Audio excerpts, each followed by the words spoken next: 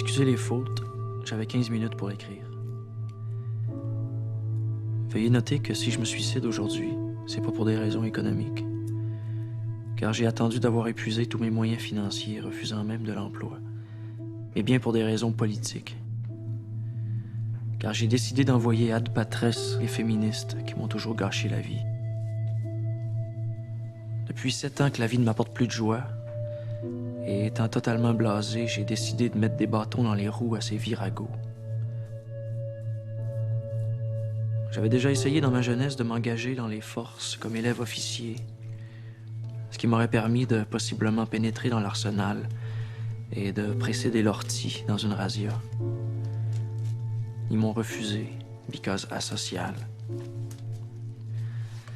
J'ai donc attendu jusqu'à ce jour pour mettre à exécution mes projets.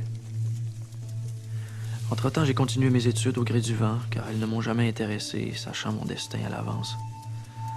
Ce qui ne m'a pas empêché d'avoir de très bonnes notes malgré ma théorie de travaux non remis, ainsi que la carence d'études avant les examens.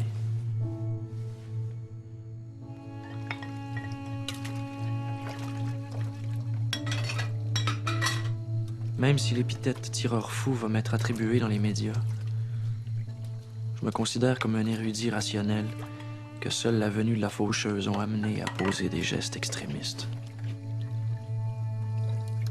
Car pourquoi persévérer à exister si ce n'est que faire plaisir au gouvernement? Étant plutôt passéiste de nature, exception la science, les féministes ont toujours eu le don de me faire rager. Elles veulent conserver les avantages des femmes, par exemple assurance moins chère, congé de maternité prolongé précédé d'un retrait préventif, etc., tout en s'accaparant ceux des hommes. Ainsi, c'est une vérité de la palisse que si les Jeux olympiques enlevaient la distinction homme-femme, il n'y aurait de femmes que dans les compétitions gracieuses. Donc les féministes ne se battent pas pour enlever cette barrière. Elles sont tellement opportunistes qu'elles ne négligent pas de profiter des connaissances accumulées par les hommes au cours de l'histoire. Elles essaient toutefois de travestir celles-ci toutes les fois qu'elles le peuvent. Ainsi, l'autre jour, j'ai entendu qu'on honorait les Canadiens et Canadiennes qui ont combattu au front pendant les guerres mondiales. Comment expliquer ça alors que les femmes n'étaient pas autorisées à aller au front? Va-t-on entendre parler des légionnaires et galériennes de César qui naturellement occuperont 50% des effectifs de l'histoire malgré qu'elle n'ait jamais existé? Un vrai casus belli.